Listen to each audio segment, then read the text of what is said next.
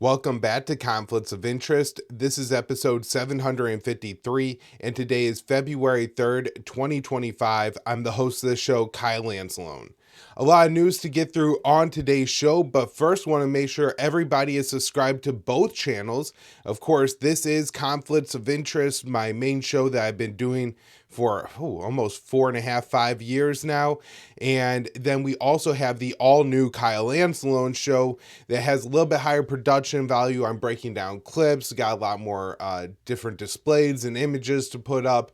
And so it just looks like a little bit higher quality product. So you can subscribe to the Kyle Anzalone show on YouTube. And then we have been streaming those episodes live on Mondays and Wednesdays about 4:45. And so if you would like to tune in live, that would be absolutely awesome. Drop some comments and things like that.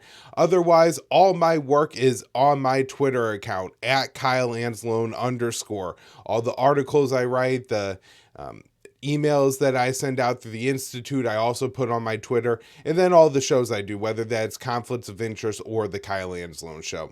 All right, let's get into the news today. First up here, this one from our friend Dave DeCamp at antiwar.com. USAID website and social media goes dark amid Trump's foreign aid pause. So Dave writes, the website and X account for the U.S. Agency for International Development, that's USAID, went offline on Saturday amid President Trump's pause on foreign aid, as reports say his administration may bring USAID under control of the State Department. Funding to USAID has been paused for a 90-day review period that is being overseen by Secretary of State Rubio. According to a report from Reuters, the Trump administration is considering scaling down USAID and then putting it under the State Department. The overall from USAID has reportedly faced resistance from its employees. CNN reported that 2 senior USAID officials were suspended after refusing to let members of Elon Musk's Department of Government Efficiency, or DOGE, to access the agency's systems and files. While USAID presents itself as an organization that helps those in need in foreign countries, in reality is a soft power arm of the U.S. and its intelligence agencies. Much of what the USAID spends goes towards funding political parties and opposition groups that the U.S. prefers, as well as media outlets.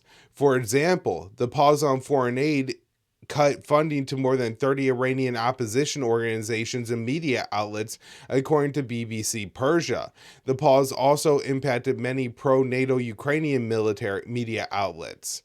Nayib Bukele, the senior president of the president of El Salvador, outlined how many foreign governments view USAID in a post on X. He explained, most governments do not want to see USAID funds flowing into their countries because they understand where much of that money actually ends up. While marketed as support for development, democracy, human rights, the majority of these funds are funneled to opposition groups, NGOs, with political agendas and destabilizing movements. At best, maybe 10% of the money reaches real projects that help people in need.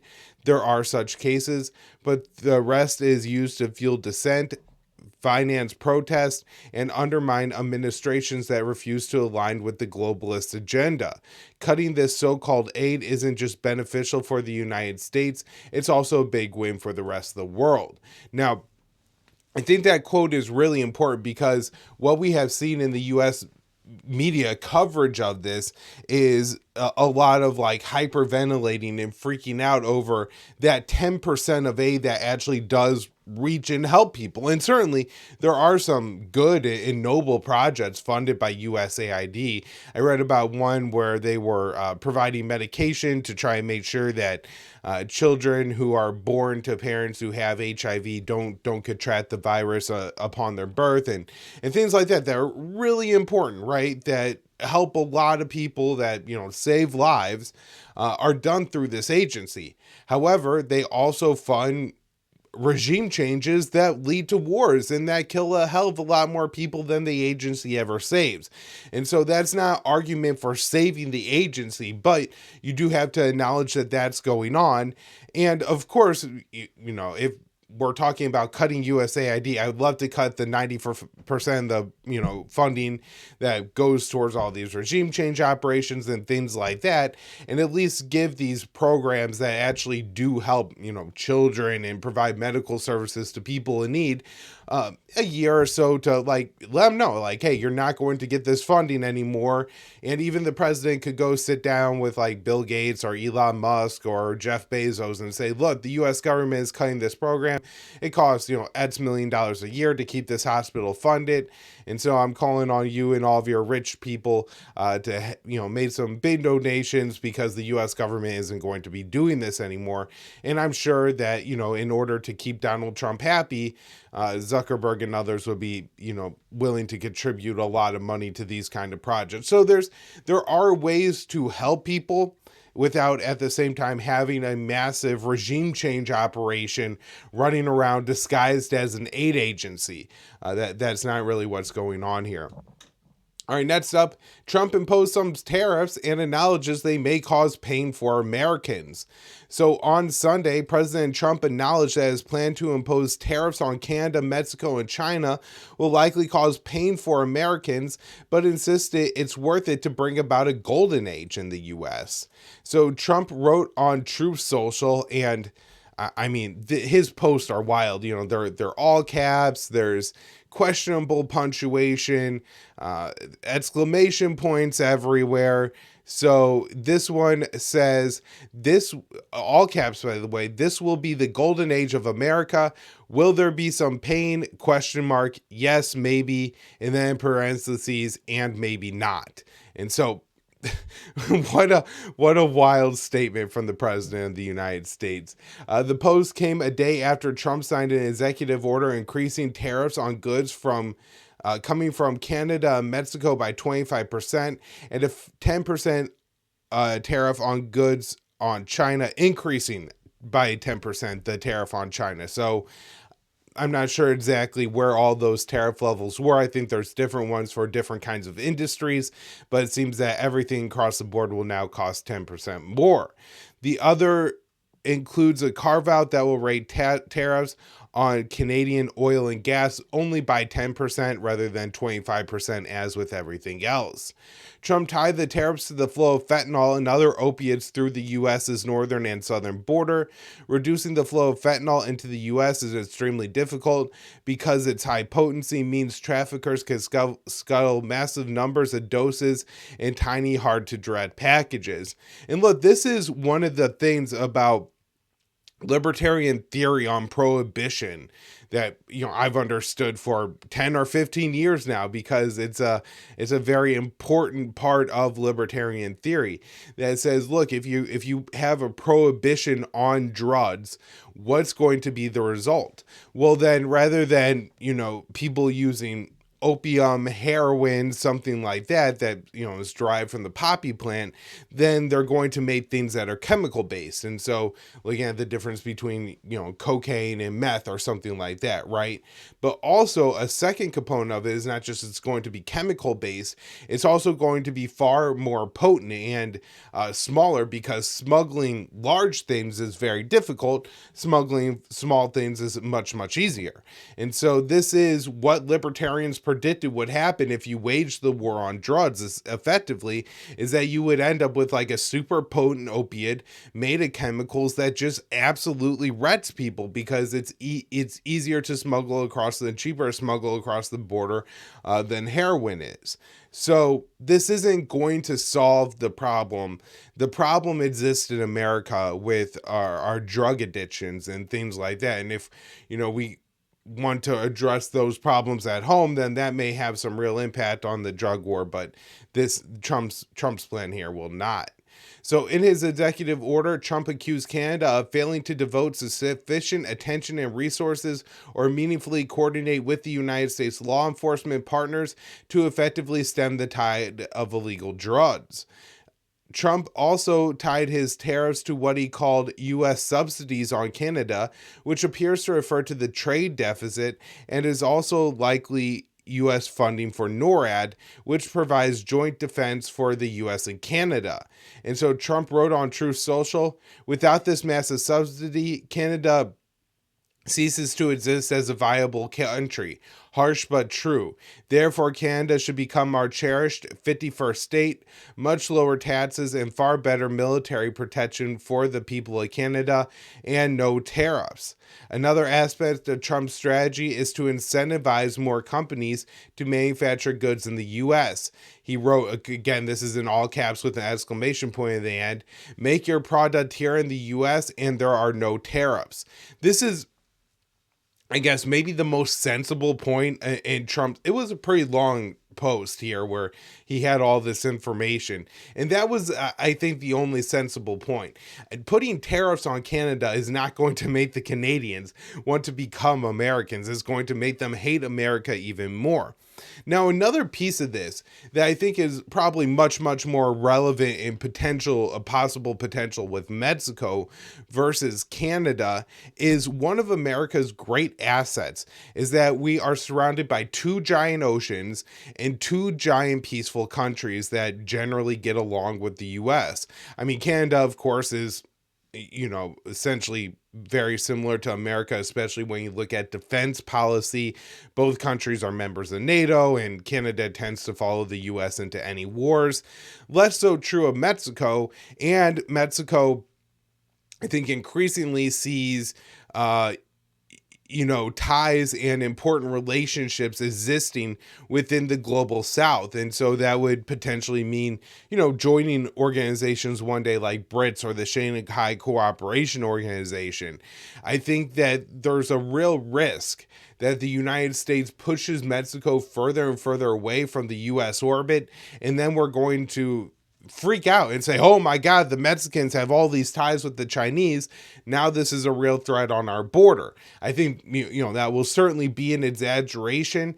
But again, one of America's great advantages was two giant oceans, two giant neighbors, very peaceful and happy with the United States. I mean, Mexico is internally disrupted, but there's no chance that the Mexicans are coming across the border and invading the U.S.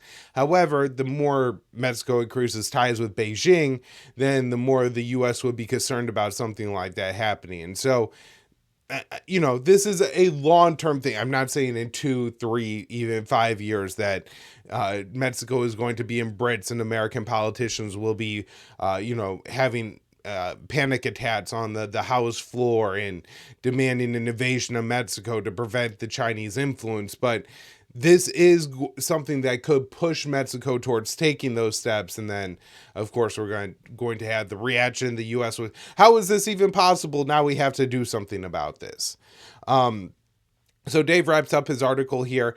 In response to Trump's executive order, Canada renounced retaliatory tariffs on the U.S. imports, and Mexico vowed it would impose some soon. China says it will file a legal complaint with the World Trade Organization and warned of other countermeasures. So this is also another piece of it that other countries are going to put tariffs on the U.S. in response.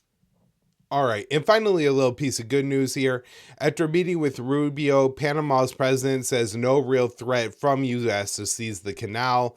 So Secretary of State Marco Rubio was in Panama on Sunday on his first foreign trip since being sworn in and met with President Jose Raul Mulino to discuss the Panama Canal.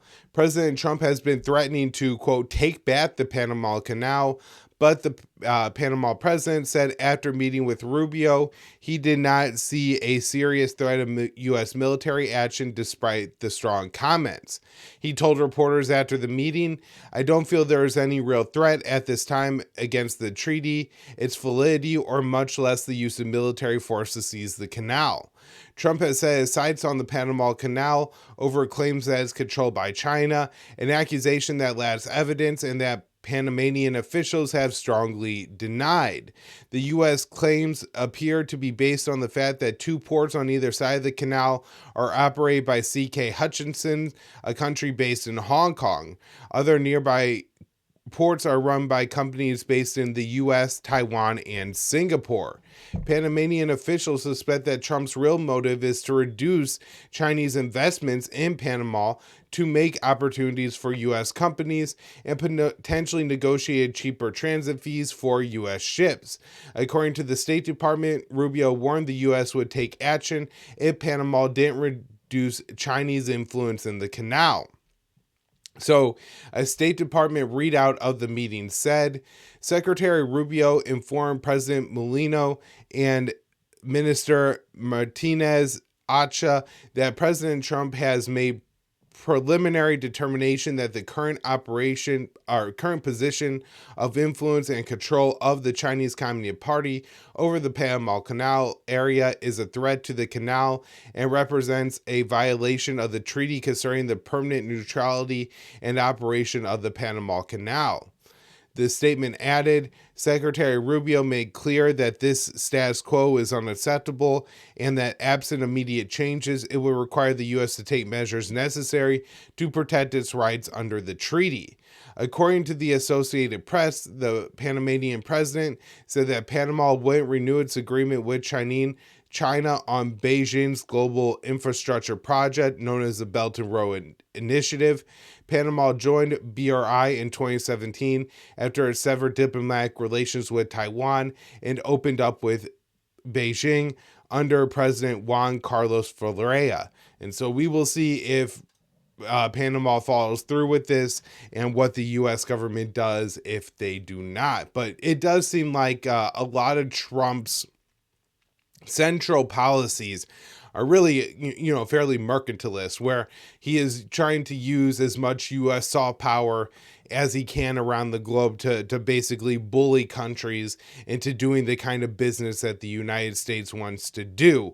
There may be some short-term benefits here where countries kind of relent and agree to a worse financial position in order just to appease the Americans. In the long term, I think it's going to be something that accelerates de-dollarization and, causes more countries to join, as I mentioned before, the Shanghai Cooperation Organization, BRICS, or other non-US based trade blocs.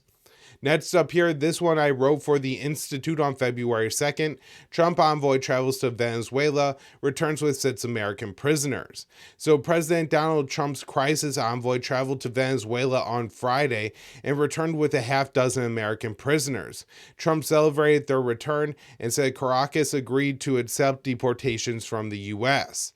So Trump posted on Truth Social, it is good to have Venezuela hostages home, and very important to note that Venezuela has agreed to receive back to their country all Venezuelan illegal aliens who were encamped in the U.S., including gang members. Venezuela has further agreed to supply the transportation back. And so President Donald Trump's crisis envoy, Richard Grenell, met with Venezuelan President Maduro on Friday. Ahead of the meeting, Marcio Claver Colon, the U.S. State Department Special Envoy for Latin America, said the goal of the summit was to secure the release of Americans and force Venezuela to accept their citizens deported from the U.S. It is unclear if the prisoner exchange was a part of a larger deal. In addition to immigration issues and the prisoner release, Grenell and Maduro discussed sanctions. Following the meeting, Maduro said he hopes the relationship will continue to move in a positive direction. He said, there are things we've reached initial deals, and when we complied with them, new issues will open, hopefully new deals for the good of the two countries and the region. President Donald Trump, we have made a first step. Hopefully, if it can continue, we would like it to continue. However, Claver Colon said Washington's Venezuela policy will not change. The U.S. is pushing for regime change in Venezuela. Washington claims that Maduro stole the 2024 election and recognizes Edmundo Gonzalez as the president of Venezuela. The White House press secretary, Caroline Leavitt, said Grenell's trip to Venezuela does not mean that the U.S. recognizes Maduro as president. Grinnell has previously said that he wants to engage diplomatically with Caracas. Additionally, the Trump administration enacted a 10% tariff on Canadian energy imports, which includes heavy crude oil. Many U.S. refineries are built to process heavy crude, and Venezuela is one of the few sources of that type of oil outside of Canada. Secretary of State Marco Rubio is opposed to importing oil from Venezuela and could prevent any sanctions relief. One top American gas giant is pushing to continue business with Caracas. Chevron CEO Mike Rith plans to lobby the White House this week to keep their license to do business in Venezuela. And this is the very limited sanctions relief that the Biden administration offered, that the Trump administration is now talking about getting rid of, and that would be preventing Chevron, an American company, from doing oil exploration and business with the Venezuelan government. So again, this is a good first sign. It seems that Maduro is no dummy, and that he understood the situation and the freight train that was in front of him based on what happened to Colombia next door, where they refused to take the flights of Colombians being deported from the U.S., and the U.S. threatened to use a economic nuclear bomb on their country. Tariffs, taxes, sanctions, anything to make the Colombians comply, which the Colombian president quickly did. And so rather than avoiding those public hostilities, it seems that Maduro was willing to start off with a goodwill gesture in order to get on the good side of Donald Trump. Hopefully, this has some impact and that these two sides can continue to move in the right direction.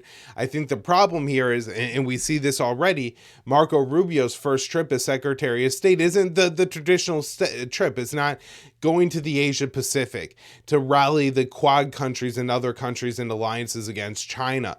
It's not going to Europe to rally the NATO countries in the proxy war against Russia. It's not going to the Middle East to get support for Israel. He's going to Latin America. This is Rubio's top concern. And what does Rubio want to do in Latin America? Regime change, regime change, regime change. Anybody that we don't like is going to be thrown out of office and replaced with an American sock puppet, and that, is Maduro in Venezuela and the Cuban government probably on top of that list. All right, next up here, moving over to Israel. Israeli military blows up neighborhood in West Bank's Jenin refugee camp. So on Sunday, the Israeli military blew up a neighborhood in the Jenin refugee camp as it stepped up its assault on the northern West Bank city. So according to Palestinian news agency Wafa, the Israeli military targeted residential buildings in the camp with explosives and blew up at least 20. The blast also damaged the main hospital in Jenin. The Wafa report noted that residential buildings in the Jenin refugee camp are built vertically, with each structure containing multiple apartments. As a result, a large number of families have been displaced due to the demolitions. The Israeli military claimed the buildings it destroyed were used as terrorist infrastructure, but of course provide no evidence for the claim. And it seems much more likely that what is happening here is that the Israelis are doing the same thing on a slightly smaller scale here in the West Bank that they were previously doing in Gaza, which is flattening everything they can, destroying everything they can to make it as inhabitable as possible. And we've had top Israeli officials say as much, including the Israeli Defense Minister Israel Katz and the Finance Minister Bezalel Smotrich, who both said we're going to take the lessons that we learned from Gaza and apply them to the West Bank. So no casualties were reported in the blast, as the Israeli military forcibly displaced the majority of the residents of the camp as a part of its campaign against resistance groups based there. Earlier on Sunday, Israeli forces killed a 73-year-old Palestinian man in Jenin, raising the death toll since the new operation was launched on January 21st to at least 27. Many civilians have been killed by the Israeli operation, including a 2-year-old girl who was shot in the head while inside her home. Israeli officials have threatened the assault on Jenin would be similar to the destruction in Gaza. Like the campaign in Gaza, Israeli military bulldozers have destroyed civilian infrastructure, including roads and about 100 homes. And think about how much this would impact your life if, the main street in your town, whatever that is, Main Street or whatever you call it, and a bulldozer came, with the claw on back and completely tore up the road and then left a massive rut in the middle of it, like a 2 foot deep, just huge rut. Could you drive your cars on that road? How much traffic would it be? How long would it take you to get to the grocery store, to the hospital, to the pharmacy to pick up your children's medicines?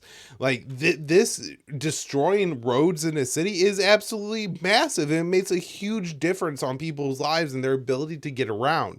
And that's what Israel is trying to do to make it impossible to live for a Palestinian to live in Jenin. So they're ultimately forced to first become a displaced person somewhere else in the West Bank. And then my guess is Israel is going to try to shove them over the border into Jordan. So Israeli settlers have also stepped up their attacks against Palestinians in the occupied West Bank. According to the Middle East Eye, on Sunday, settlers set fire to a mosque in the Arab al-Mahelt community outside the city of Jericho. Now, this is one other thing I want to mention. So there's been a lot of, and at times, maybe appropriately, a lot of concern and a lot of, freaking out on mainstream media about Donald Trump's executive orders. One of the first things that Trump did when he came into office is that he removed some token sanctions that the Biden administration had placed on a few Israeli settlers who are acting, belligerently violently towards their Palestinian neighbors. And so those sanctions on Israelis were a sign that, hey, the United States government is looking at what you're doing.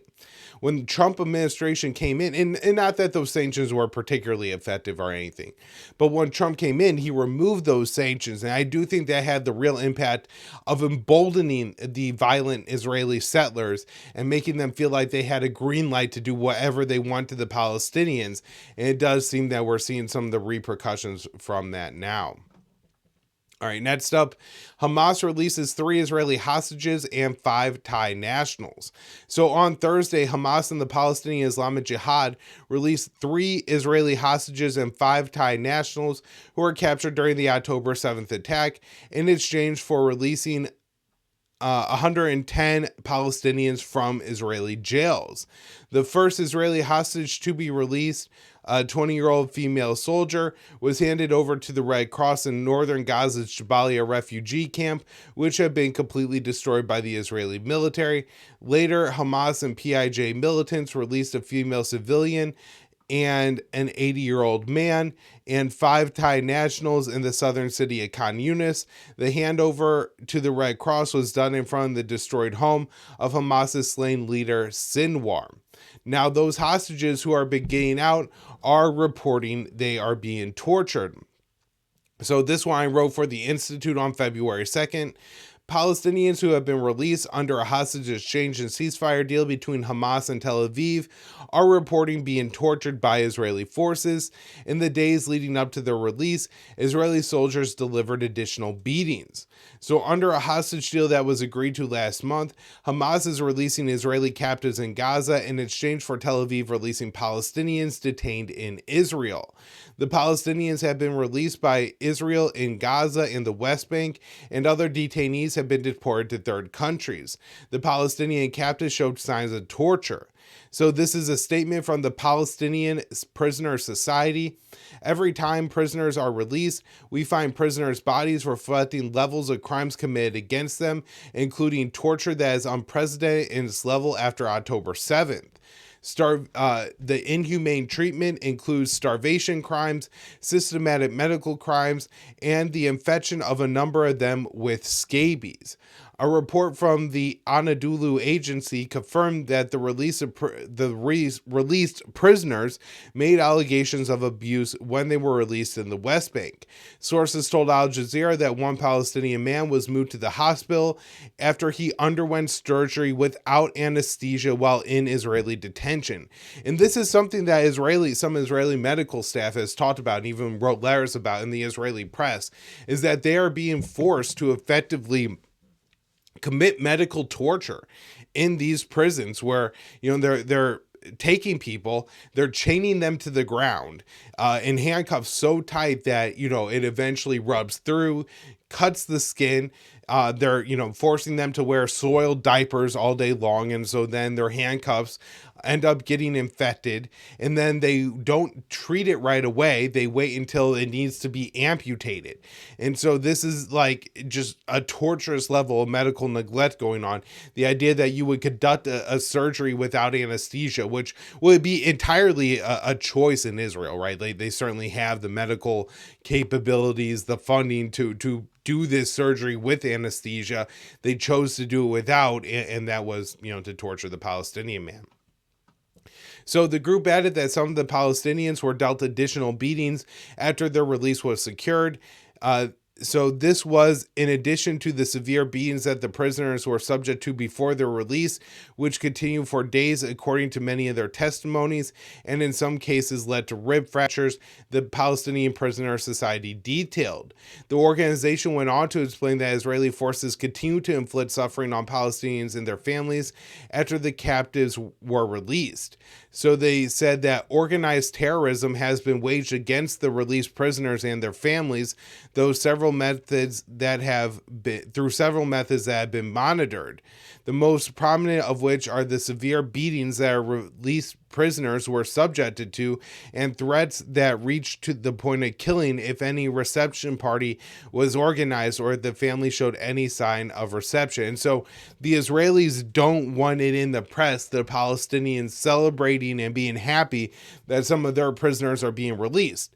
Now, there's a reason for this, and I believe that is they don't want it to be known that Hamas's overall goal of the October 7th attack was to capture Israeli prisoners, to use them as tokens to exchange to release Palestinian detainees, and maybe to get other concessions as well, which they did not get, but they are getting far more Palestinians released than they are releasing Israelis. And so Israel really doesn't want this narrative to get a lot of attention. And so they're really threatening the families of people being released to not celebrate, not hold big parties when the person comes home. And this is, just in addition to, even if you're not in jail, we still control your lives. That's meant to be the message. Officials with the Red Cross also protested the Israeli treatment of Palestinians as they were being released. Since October 7th, Israeli forces have rounded up thousands of Palestinians and put them into detention facilities. In those prisons, several detainees have been tortured to death.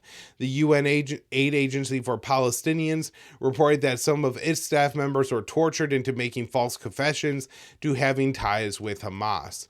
And so just absolutely disgusting things are happening in these prisons. Last up here today, members of the U.S. Holocaust Memorial Council say the people of Gaza are, quote, collectively guilty and don't deserve mercy.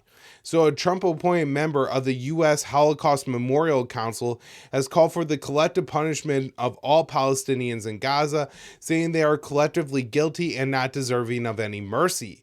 Writing in the Jerusalem Post, Martin Oliner praised Trump's suggestion to clean out the Palestinians in Gaza and send them to Egypt and Jordan, which would amount to ethnic cleansing. He said Trump's comments should be welcomed by those who purport to care about Gazans, since Gaza has been totally destroyed, and those like myself who do not believe Gazans are worthy of any mercy should welcome it as well.